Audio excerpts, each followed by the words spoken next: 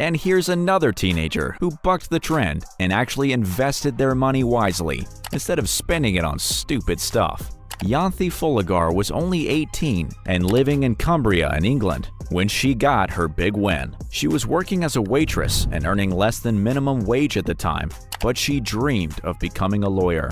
She was only just old enough to even play the lottery. She'd bought a Euro Millions ticket and heard there were a few winners. However, she didn't think she was one of them. She was convinced she only picked 3 correct numbers. But when she watched the draw on TV that night, she listened as she realized all of her numbers were being read out, including the lucky star number, the equivalent of a Powerball. She'd won the jackpot.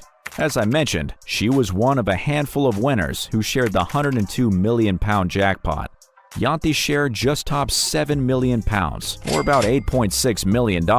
That's a crazy amount of money for an 18-year-old to manage. She was mainly worried about losing her ticket, though, and spent ages hiding it around the house. Finally, she plucked up the courage to take it in and collect her winnings. By the time the money was in her bank account, she already knew what to do with it. She wanted to take a year to travel, and the destination she chose was Egypt.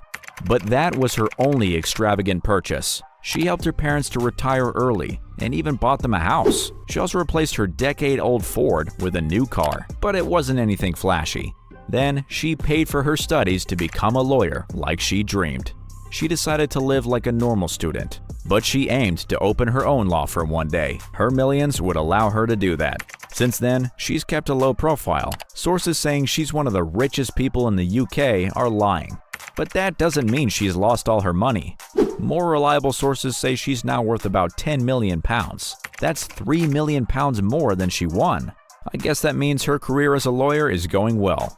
So that was a pretty smart investment.